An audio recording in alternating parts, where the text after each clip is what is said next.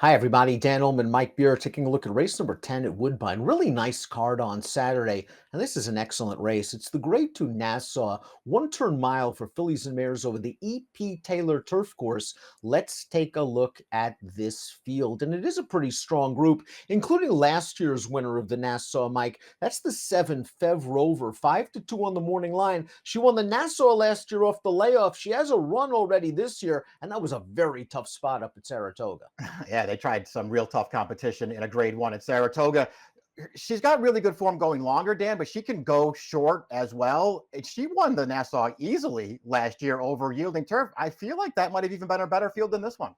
I thought that was a really strong performance as well. And what I like about Fev Rover is she's a very versatile sort, as we'll see from the Timeform US pace projector. She's won from off of the pace. She's won from on the lead. Safine was on the lead last time out. It's not like Safine is the one-dimensional pace setter. However, if she doesn't want the lead, I won't be surprised if a horse like Fev Rover takes it.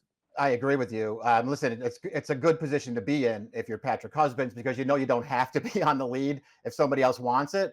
But there's also no need to play games with this horse. You know, she should be a pretty strong favorite in this race, Dan. And if nobody wants to lead, he's just supposed to take it. I do think the 8 Dana's Beauty is going to be a lot closer to the pace. It seems Mhm. like that's a running style she's adopted and succeeded with in her last 2 races. But we will start with our projected pace setter, the number 1 Safine. This horse was third last time out in the Mint Julep at Churchill Downs. It was a very wet turf course. It didn't seem like really anyone wanted the lead. I liked what Luis Saez did. He grabbed the lead, and the filly ran well. Personally, I don't think she's at her best when she makes the lead. I Yeah. like it when she sits just off horses and finishes. In her third start of the form cycle, I think she's probably racing herself back into shape. There are worse 20-1 shots. That's all those things are true. I can see a good trip coming for her here because you're right. I don't think she needs to be on the lead, but she'll be forward and just maybe sitting sort of right in behind saving ground.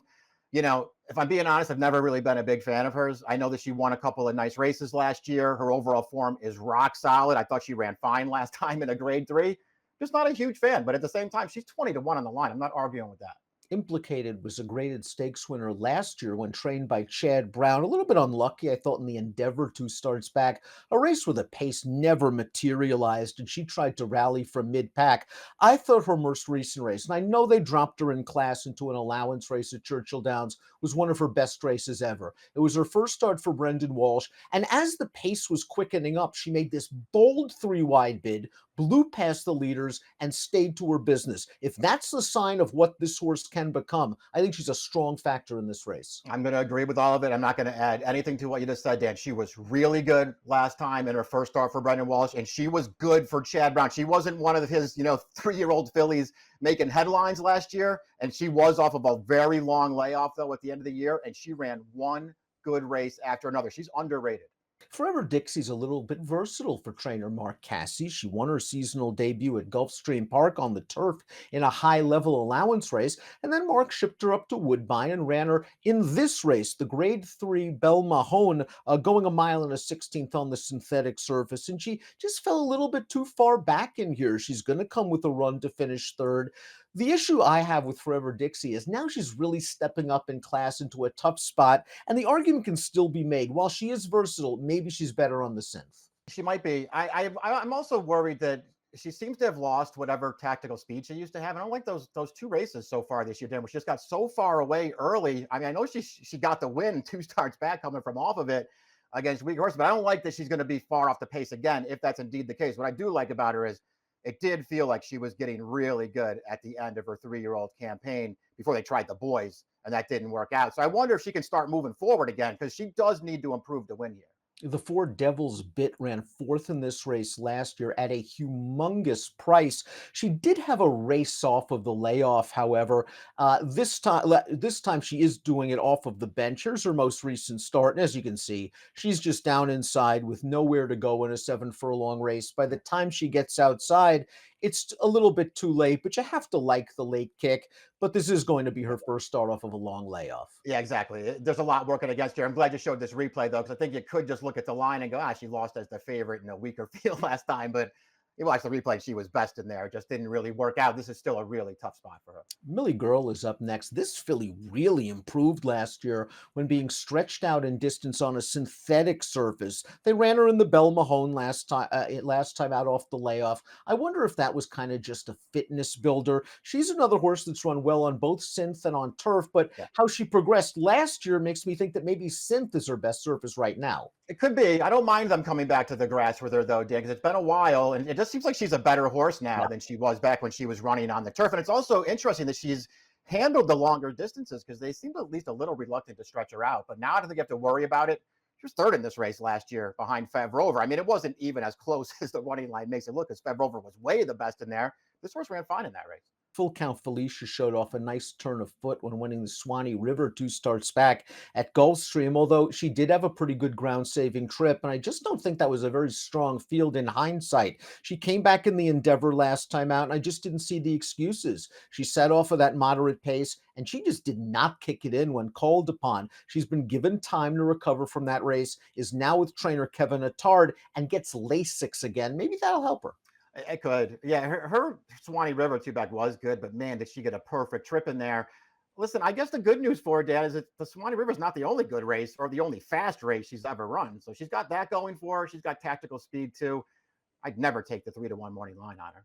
Fev Rover really had an underrated year. Just think about the races she won. The Nassau, the Beverly D, the EP Taylor. It's nice to see that they're bringing her back for a 6-year-old campaign. And they really shot high in her first start off the layoff in the New York. Not only from a class standpoint, Didia might be the best turf horse in the female turf horse in the country right now, but from a distance standpoint, they were testing her there. She's turning Yeah. back in distance, dropping in class, has a race under her belt. There's just simply lots to like. Exactly. The New York was a really tough spot, but based on the campaign she had as a 5-year-old, that's the race they should have ran her in. I mean, her form was really good last year. She's second off the layoff now. And listen, I don't know what the holes would really be, Dan. I mean, she's way the horse to beat in the end.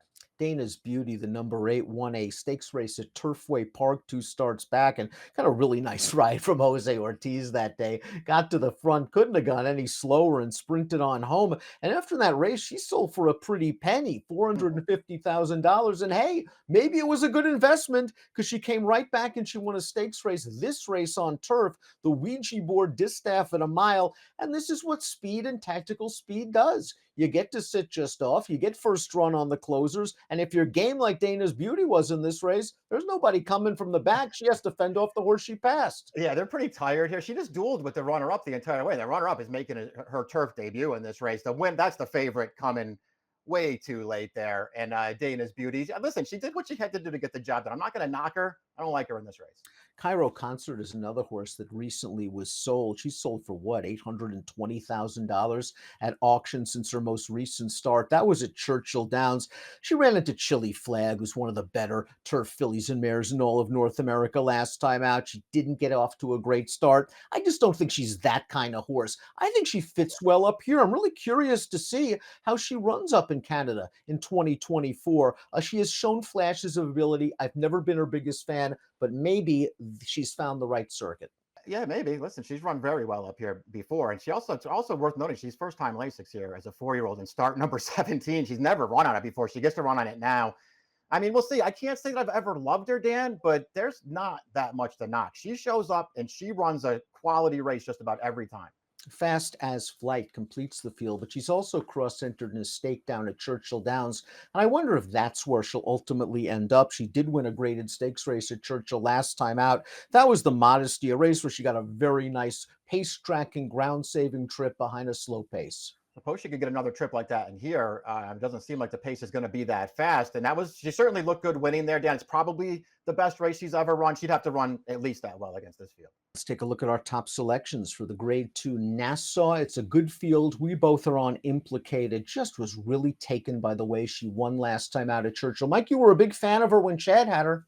I've always liked her. She's very fairly priced on the morning line here. She looked awful good in that last start, and we'll see if she can repeat it or maybe even build off it, because she might have to. Fev Rover, the 7, way the horse to beat. We'll see if Fev Rover can win the Nassau for the second consecutive year. 2716 for Mike, 2710-1 for me. Good luck.